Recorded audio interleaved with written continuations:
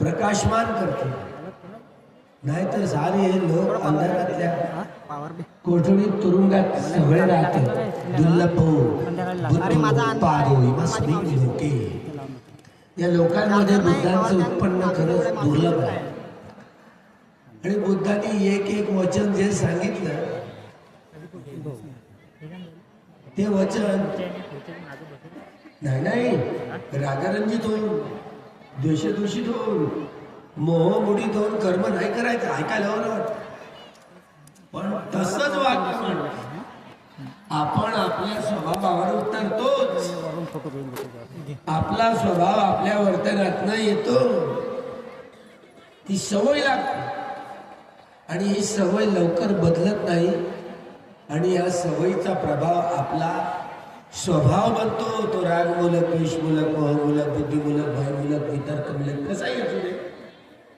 आणि तोच स्वभाव घेऊन आपली दृष्टी प्रकट होते. आपण म्हणतो, आपण सायंटिफिकपणे विचार करून वैज्ञानिक दृष्टीनं आपण कुठलंही कर्म करण्याचा प्रयत्न केला पाहिजे. ऐकायला बरं वाटतं. कुठलीही अंधभक्ती, अंधश्रद्धा, कर्मकांड या आधारावर आपण कर्म करण्याची चेतना निर्माण केली नाही पाहिजे. मग शुद्ध चित्ताने कर्म केलं पाहिजे असं ऐकायला बरं वाटतं.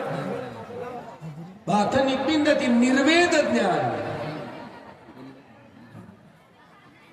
जे अनासक्त आहे, निरासक्त आहे, निरासक्तीचा शुद्ध प्युअर माइंड, शुद्ध क्षण, ते शुद्ध क्षणाची उत्पत्ती, शुद्ध चित्त क्षणाचा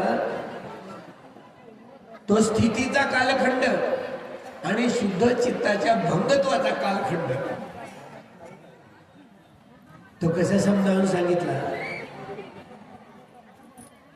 दारावर एक भिक्षू येतोय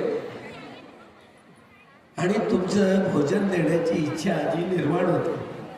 मला आता हे पुण्य कर्म करण्याची संधी मिळाली. किती प्रसन्न चित्त असतं, किती प्रसन्न चित्त असतं दानादी कर्म करताना. ते प्रसन्न चित्ताने कायेनं वाचेनं बोललं तर प्रसन्नतेचा परिणाम होईल. ते बा हल्ला गोल्ला तिकडे सुरू झाला.